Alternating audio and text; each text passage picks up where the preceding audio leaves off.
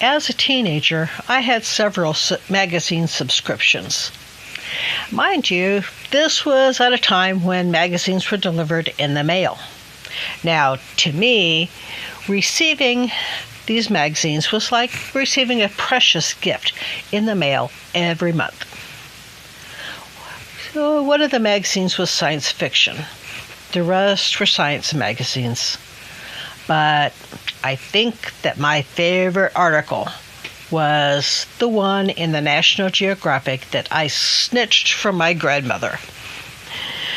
The article that captured my attention was the one on the bleeding star. So, of course, a few years later, I went to the University of Iowa to study astronomy. The day that my mother dropped me off in my dorm room was picture perfect. It was gorgeous. She made sure that I had everything that I needed and that I was settled in and safe. Then she left. The morning that the money that I had saved up from 2 years of jobs and the scholarship money, they were going to get me through about the first year. But that perfect weather held up for several weeks as I explored campus. Then it gave me time to get my bearings and settled into the dorm room. But weather was almost too perfect. This was Iowa. This was not going to last. By mid-October, there were hints of what was to come that winter. During Thanksgiving break, the first blizzard rolled in. By Christmas break, we were on our third blizzard of the season. The bottom dropped out of the temperature and stayed at Arctic temperatures for weeks, with an occasional high temperature, maybe 5 to 10. Yeah, this was the coldest winter that I had ever experienced. It was, and I was, running around campus in a wool sweater, an insulated vest, and sweatpants over my jeans. Not exactly fun. Now, one of my exploration trips early in the fall, I had found this wonderful little craft supply store. The best part of the store was the discount room. They had heavy discounts of 50% to 90% off. On one of the warmer days of that winter, I took the bus out to look for supplies to make Christmas gifts. Along with the treasures that I found at the discount to make the trinkets to give away, I found an even greater treasure, a bag of yarn. A big bag of 10 big skeins of heavy gray wool yarn, heavily discounted. I think the regular price was $100. I paid $10. Oh, and the crochet and stitch books for just a few cents each. Mine and mine.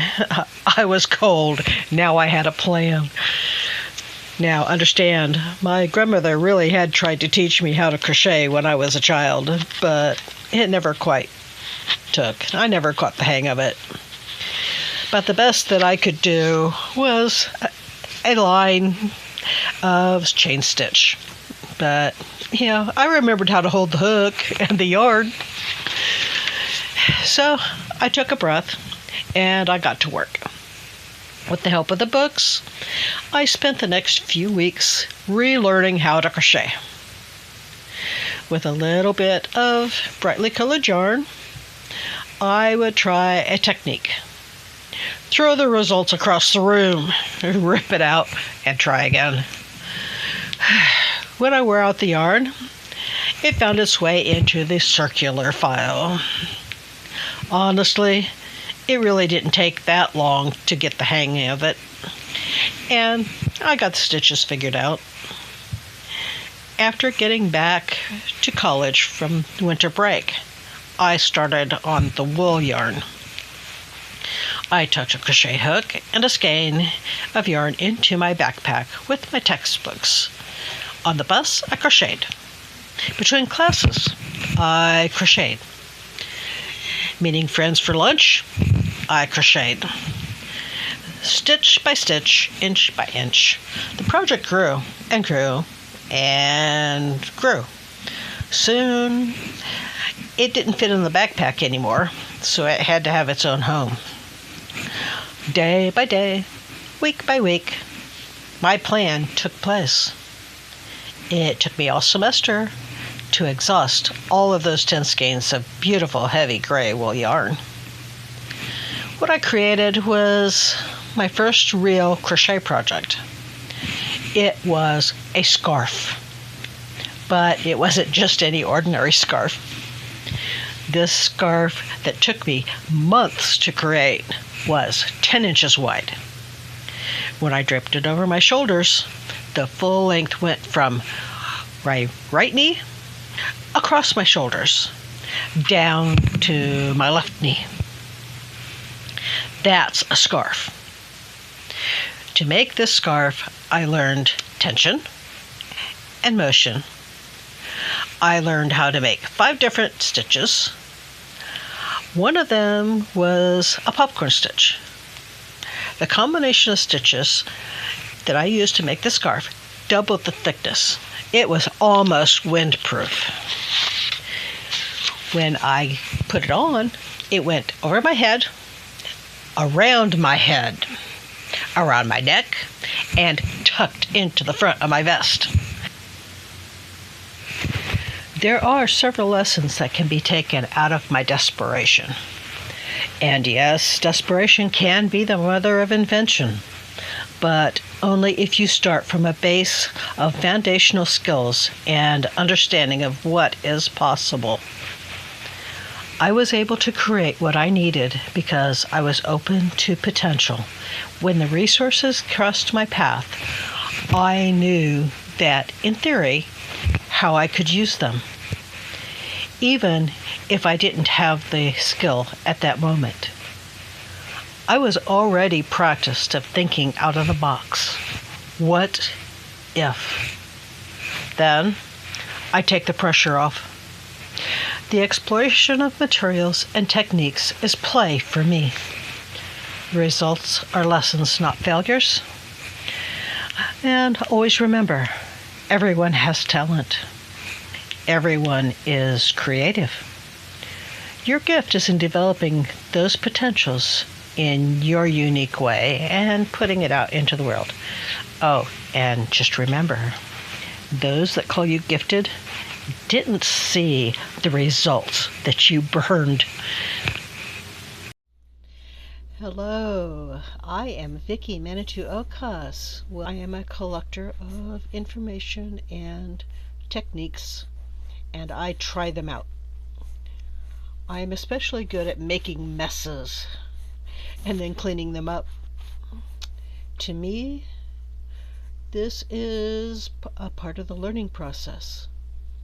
And it's also how I have created abundance in my life, even when things came crashing down.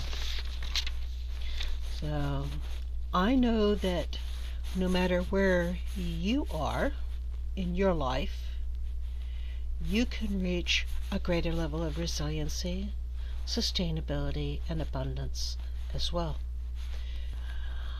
When the challenge and uncertainty mounts and becomes overwhelming, it becomes even more important to create a safety net for yourself.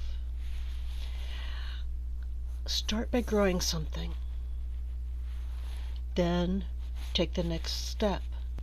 If it would be of benefit to you to join a community in support of resiliency in tiny spaces, whatever that means to you, whether it's a tiny garden or a container,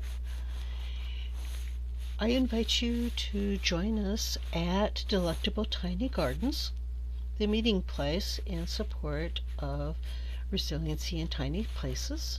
So, whatever path you choose towards your own personal resiliency, abundance, and sustainability, one step. Whatever that one step is, one step. And I look forward to talking to you later. Bye. So